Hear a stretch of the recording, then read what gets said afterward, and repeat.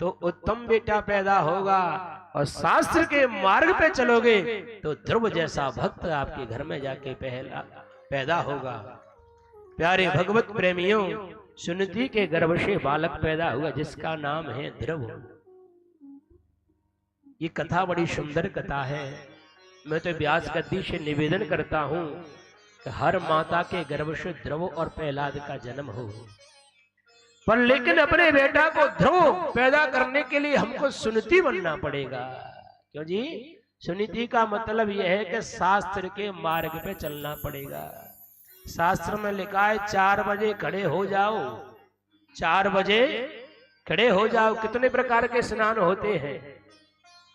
एक स्नान होता है देवता स्नान, और एक स्नान होता है मनुष्य स्नान, और तीसरा स्नान होता है राक्षस स्नान। अगर ब्रह्म मुहूर्त में हम लोग स्नान कर रहे हैं 4 बजे तो ये देवता स्नान है। और अगर प्यारे भगवत प्रेमी सूर्य उदय से पहले स्नान हमने कर लिया 6 बजे तक, तो महाराज ये मनुष्य स्नान होता है। और अगर हमने जाकर के दोपहर के 12 बजे स्नान किया तो कौन सा स्नान हो गया? ये राक्षस स्नान होगा। प्रेम से बोलो। तो प्यारी माताओं, अगर ध्रुव पैदा करना चाहती हो तो हमको 4 बजे जगना पड़ेगा, शास्त्र के मार्ग पे चलना पड़ेगा। ध्रुव जी महाराज पैदा हुए हैं, संतों के आश्रम पे अपनी मैया के साथ में जाते हैं। ध्यान देना, 5 वर्ष तक जो बालक की अवस्था होती है ना, ये बचपन कहा जाता है। कि लाड़येति 5 वर्षाणि ताड़येति 10 वर्षतः प्राप्ते 16 वर्षे पुत्र मित्र बदाचरे। 5 वर्ष का बालक हो तो उस बालक पे लाड प्यार करना चाहिए। क्या करना चाहिए? लाड प्यार करना चाहिए। पर इस अवस्था में हमसे गलती हो जाती है भाइयों। क्या? हमको बीड़ी पीने की आदत है, और बिना माचिस के बीड़ी जलेगी नहीं। बच्चा से का बच्चा घर पे जाओ और माचिस लेके आओ। बच्चा गया, बच्चा ने कहा पिताजी बीड़ी को पीते कोई मिठास जरूर होगा। तो धीरे धीरे बच्चा भी पीना प्रारंभ कर देता है। घर पे आप बैठे हैं, कोई कर्जा वाला आ गया, अरे भैया फलाने जी घर पे है क्या? आपने कहा अरे बेटा जाओ, अंकल जी से मने करके। बोले पिताजी घर पे नहीं है, पैसा मांगने के लिए आया है। बेटा तो बड़ा भोला था, उसने कहा अंकल जी पिताजी मने कर रहे हैं कि घर पे नहीं है, बोल ले जाकर। आपने आंख दिखाई, अरे बेवकूफ, कहीं ऐसे बोला जाता है? कहने का मतलब ये कि झूठ बोलना भी आपने उसको सिखा दिया। तो लाड़येति 5 वर्षाणि, 5 वर्ष तक लाड़ प्यार करना चाहिए। और ताड़येति 10 वर्षतः, 10 वर्ष का बालक है तो महाराज ताड़ना दे सकते हो। 10 वर्ष से बालक बड़ा हो जाए, बालक कॉलेज में जा रहा है और आप उसको भटका रहे हैं, दोस्त यारों के सामने डांट रहे हैं, क्यों बेवकूफ है, पागल है, ऐसे कहीं पढ़ाई होती है? तो बालक प्यारे भगवत प्रेम पढ़ भी रहा होगा तो भी नहीं पढ़ पाएगा। क्यों? क्योंकि डांटने की भटकारने की एक अवस्था है, वो अवस्था केवल 10 साल तक है। बालक बड़ा हो जाएगा तो पलट करके आपको जवाब मिल जाएगा, पिताजी पहले आप सुधर जाओ फिर बाद में हमको सुधरना। तीसरी बात यह है कि प्राप्ति 16 वर्षे पुत्र मित्र बदाचरे। बालक 16 वर्ष का हो जाए तो पुत्र तुम्हारा है ही, पर उसके साथ मित्र जैसा व्यवहार करो, मित्र जैसा व्यवहार करो। कुछ काम करना है तो बेटा को पूछो, सलाह लो। तो प्यारे भगवत प्रेमियों, भागवत में लिखा हुआ है तो आपके जीवन में संकट नहीं आ सकता है। आज ध्रुव जी महाराज ने बच्चों के साथ खेल रहे थे। बच्चों ने कहा तेरे पिता का नाम क्या है? ध्रुव ने कहा मैया का नाम सुनीति है, पिता का नाम नहीं पता। बालक की प्रथम गुरु होती है वो माँ होती है। प्यारे भगवत प्रेमियों, माँ चाहे तो अपने बालक को भगवान का भक्त बना दे और माँ चाहे तो बालक को डकैत बना दे। माँ के दिए हुए संस्कार अपनी संतान में जाकर के विद्यमान होते हैं। इसलिए प्यारी माताओं, अपने बच्चे को मंदिर पे जरूर ले जाइए, कहीं कथा भागवत सत्संग हो रहा है तो जरूर ले जाइए। और मैं तो कह रहा हूं सुबह सुबह बच्चे को 1 घंटा मोबाइल पकड़ाते हो ना, उससे बढ़िया तो अपने बच्चे को 1 घंटा शाम के समय मंदिर के सामने बैठ के और रामायण का पाठ सुनाइए, गीता का पाठ सुनाइए। हमारे इतिहास में जो बड़े बड़े भगवान के भक्त पैदा हुए उन भक्तों की कहानी को सुनाइए। सुभाष चंद्र बोस, चंद्रशेखर आजाद, ऐसे वीरों की कथा सुनाइए बच्चे को, तो बच्चे के अंदर में देशभक्ति का बीज है वो बो जाएगा। प्यारे भगवत प्रेमियों, बालक अगर घर की सेवा करेगा तो घर तक ही उसका नाम रहेगा। अगर घर के साथ में, घर के माता पिता के साथ में भारतवर्ष की, देश की सेवा करेगा तो उसका पूरे भारतवर्ष में नाम हो जाएगा। प्रेम से बोलो। कहने का भाव यह है कि आज ध्रुव जी महाराज ने बच्चों से कहा है, मेरे को पिताजी का नाम स्मरण नहीं है, क्या है मेरे पिता का नाम? रोते हुए माँ के पास गए हैं। माँ ने दोनों हाथों को बढ़ा करके अपने गले से लगा लिया। बेटा ध्रुव, तू चिंता मत कर, तेरा पिताजी है, सामने जो महल बना है ना, उस महल में गद्दी पे विद्यमान है, यहाँ के राजा है, उनका नाम है उत्तानपाद। अच्छा माँ, आज तक तूने मुझे अपने पिता के बारे में नहीं बताया, आज मैं अपने पिताजी से मिलकर के आता हूँ। दौड़ करके दोनों हाथ आगे बढ़े हुए हैं, हे पिताजी करता हुआ आगे जा रहा है।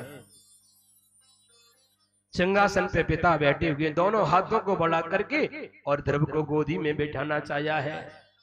इसकी मौत हुई, सुरुचि ने हाथ पकड़ के नीचे खींच लिया। ए ध्रुव, तू इस गद्दी पर नहीं बैठ सकता है। क्यों? क्योंकि इस गद्दी पे बैठने से पहले तुझे तपस्या करनी पड़ेगी। भगवान प्रकट हो जाए तो भगवान से वरदान मांगना कि मेरे कोख के द्वारा तेरा जन्म होगा ध्रुव, तब तू इस गद्दी पे बैठने का अधिकार प्राप्त होगा। प्यारे भगवत प्रेमियों, रोता हुआ ध्रुव आज सुनीति ने अपने गर्भ को भगवान से भी बड़ा बता दिया है। अपनी माँ सुनीति के पास आया है ध्रुव। माँ ने दौड़ करके अपने बालक को गले से लगा लिया। बेटा, ये गद्दी नश्वर है, तेरे दादा मनु जी बेटे वो भी चले गए, पर लेकिन भगवान की गोदी में जो बैठ जाता है वो संसार में दोबारा नहीं आता है। जगत पिता जगदीश्वर की गद्दी में बैठने की लालसा कर बेटा ध्रुव। तेरी मौसी ने जो कुछ भी कहा है बिल्कुल सत्य कहा हुआ है। कि सत्यम सुरच्वा विहतम भवान में यदुर्भगाया उदरे गृहीत। तूने मुझ दुर्भाग्नि के गर्भ से जन्म लिया है। तेरी मौसी ने जो कुछ कहा है वो सत्य कहा है। माँ, भगवान कहाँ रहते हैं? बोले हरि व्यापक सर्वत्र समान और प्रेम से प्रकट हो में जाना। भगवान सब जगह जाकर के व्याप्त है। प्रेम से भगवान को जो पुकारता है वहां भगवान प्रकट हो जाते हैं। ध्रुव जी महाराज ने माँ के चरणों में प्रणाम किया है और ध्रुव जी महाराज जंगल की तरफ जाने लगे हैं। प्यारे भगवत प्रेमियों, रास्ते में नारद जी मिल गए। बेटा कहाँ जा रहा है? तपस्या करने के लिए। अच्छा, जंगल में शेर भालू चीता रहते, तेरा नाश्ता कर जाएंगे, लौट जा घर को, हो गई तपस्या। ध्रुव जी ने कहा, मेरी माँ ने कहा हुआ है कि शेर भालू चीता के अंदर भी भगवान रहते हैं। अच्छा, घर में कितनी बार भोजन करता है? ध्रुव जी महाराज ने कहा 3 बार भोजन करता हूँ, माँ की गोदी में बैठ के भोजन करता हूँ। नारद जी ने कहा, तेरी मैया थोड़ी बेटी है जंगल में भोजन करा देगी, इसलिए घर पे चले जाओ, हो गया भजन, मिल गए भगवान। ध्रुव जी महाराज ने कहा है, मेरी मैया ने एक बात कही है। कौन सी? कि जब दांत न थे तब दूध दियो, अब दांत दिए तो को अन्न भी दे है। जल में थल में पशु पक्षिन में सबकी सुधिले तब तेरे हुले में। प्रभु नारद जी, मेरी मैया ने कहा था कि जब बालक के दांत नहीं आते हैं ना तो बालक के दूध की व्यवस्था मैया के स्तनों में हो जाती है, भगवान करते हैं ना।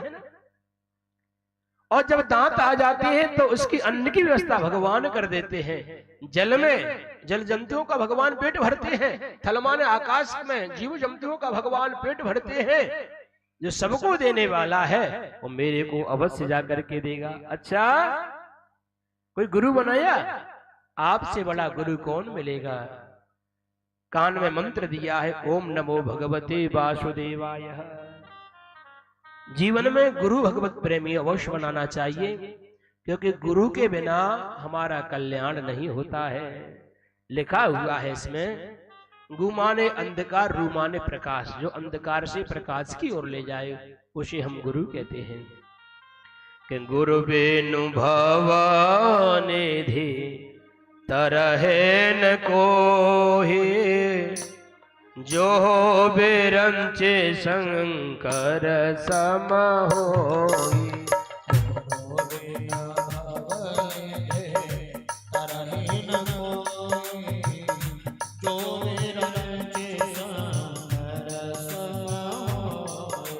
गुरु बिनु भवानिधि तरहे न कोई,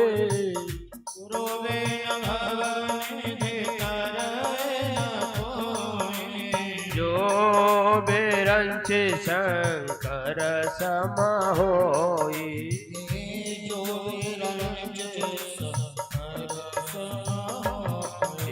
श्री राम जय राम, जय जय राम। श्री राम जय राम, जय जय राम। श्री राम जय राम, जय जय राम। श्री राम जय राम।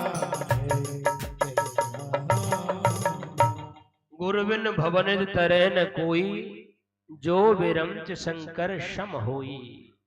चाहे शंकर और वेदाता ब्रह्मा जी क्यों न हो, पर लेकिन भवरूपी सागर से बिना गुरु के पार नहीं हो सकते हैं। ध्रुव जी महाराज ने प्रणाम किया हुआ है, गुरुदेव भगवान आपसे बड़ा गुरु जीवन में और कौन मिल सकता है। पहला गुरु मेरी माँ मिली थी, जिस माँ ने इस भगवान के मार्ग पे मुझे छोड़ा हुआ है, पर लेकिन आप जैसे गुरु ने मेरा हाथ पकड़ा हुआ है। ओम नमो भगवते वासुदेवाय मंत्र दिया हुआ है और कहा आप मथुरा के पास में जाना। देखो ध्रुव जी महाराज का जो जन्म हुआ है, कानपुर से आगे पड़ती है बिठूर, सुना है ना? ये ध्रुव जी महाराज की राजधानी थी। और लेकिन भगवान की तपस्या करने के लिए जा रहे हैं कहां पर? मथुरा में। मथुरा के पास मधुवन जगह है। मधुवन में ध्रुव जी महाराज पहुंचे हैं और यमुना में गोता लगाया हुआ है।